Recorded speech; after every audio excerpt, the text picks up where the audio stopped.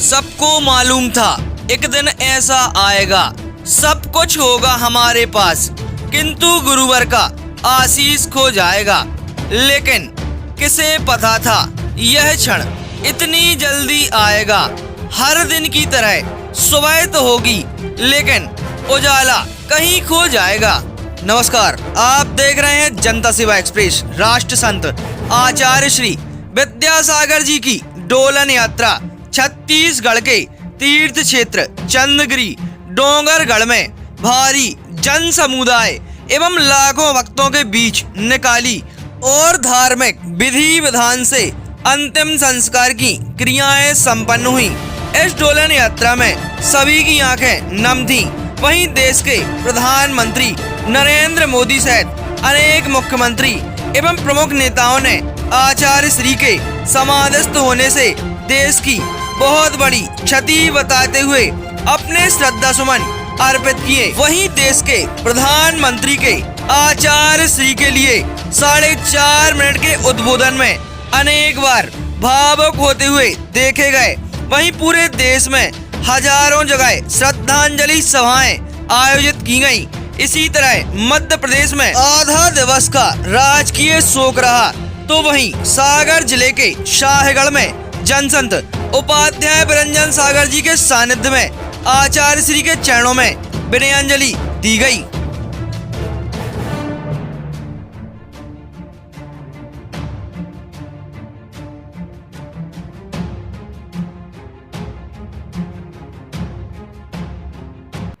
व्यक्तित्व के धनी उन आचार्य भगवान के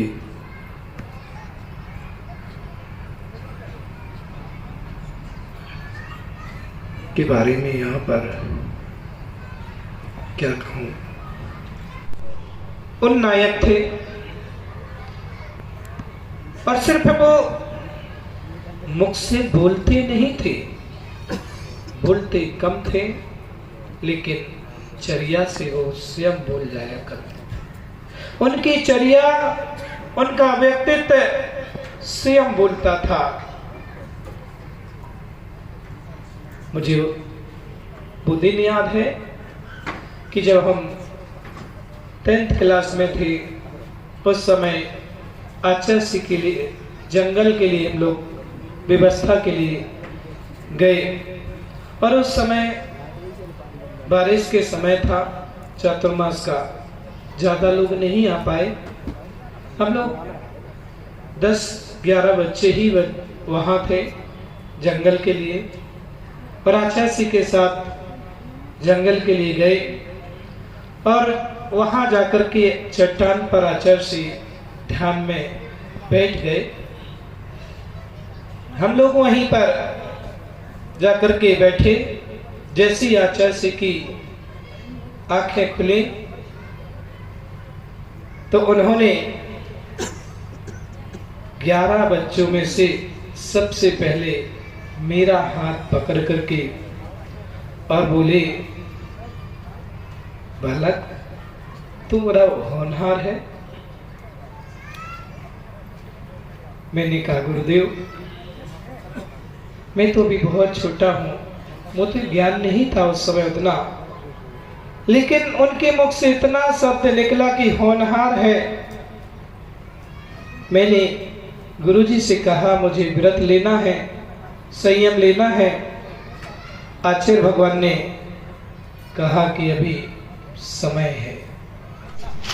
मैंने अपने संग के साधुओं से बताया था कि 2 दिन पहले मैं रात्रि के समय सुबह प्रहर में सामायिक करने के लिए जैसे उठा, सामायिक की, सामायिक करने के बाद 4-4:15 बजे फिर से पता नहीं आलस आया और मैं सो गया और सोने के साथ गहरी नींद लग गई और लगभग 4:45-5 बज गए।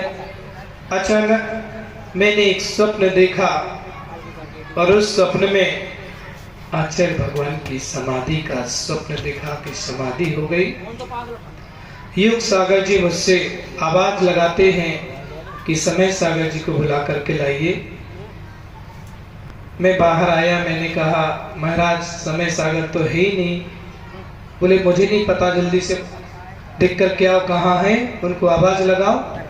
आचार्य भगवान की समाधि 2 दिन पहले ही, बताया नहीं किसी को, अपने संग के साधुओं को बस मैंने बताया था कि वो एक ऐसी चीज है कि जिसको बताया नहीं जा सकता था।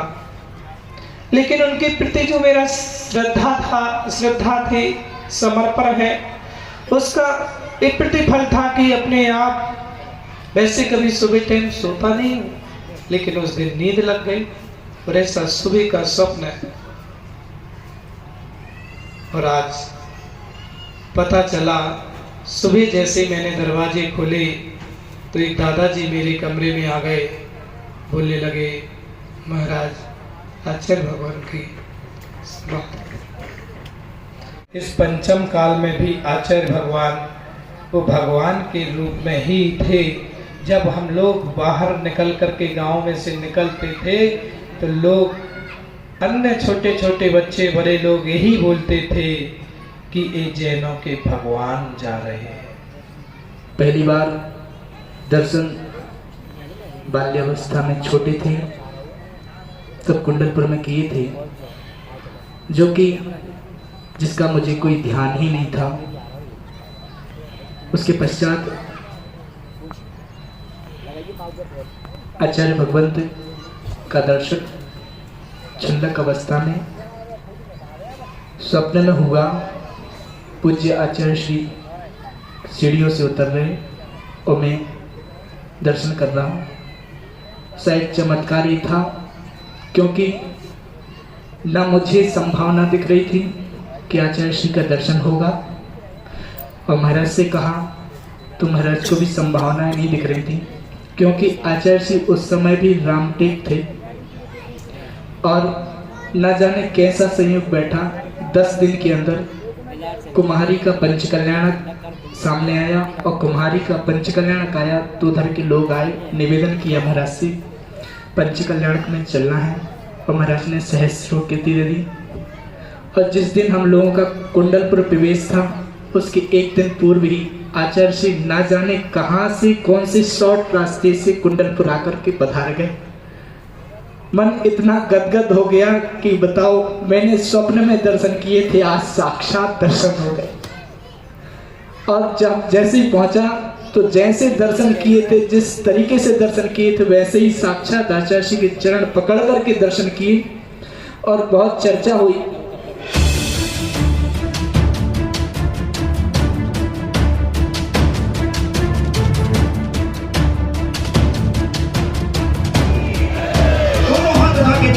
बोलिए आचार्य विद्यासागर जी महाराज की।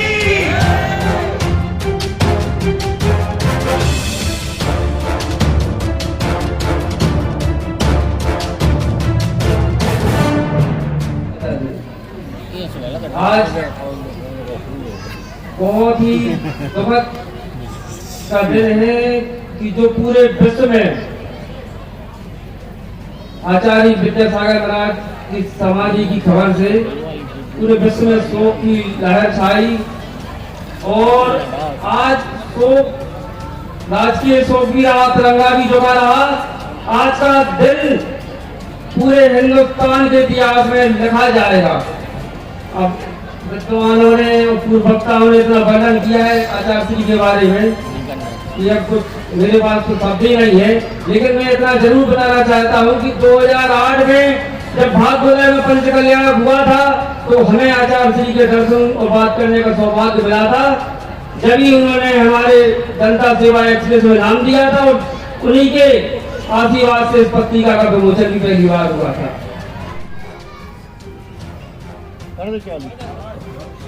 संत शिरोमणि आचार्य श्री 108 पूज्य विद्यासागर जी महाराज को ये महाराज को श्रद्धा पूर्वक, आदर पूर्वक नमन करते हुए श्रद्धांजलि देता। उनके सम्मेलन समाप्त होने की सूचना मिलने के बाद उनके अनुयायी शोक में हैं, हम सभी शोक में हैं। और मेरे लिए तो यह एक व्यक्तिगत क्षति जैसा है। वर्षों तक मुझे व्यक्तिगत रूप से हर एक बार उनसे मिलने का, उनके दर्शन करने का, उनके मार्गदर्शन प्राप्त करने का अवसर मिला। कुछ ही महीने पहले ऐसा ही मन कर गया था, मेरे प्रवास कार्यक्रम को बदल करके बहुत सुबह मैं उनके पास पहुंच गया था। तब पता नहीं था कि मैं दोबारा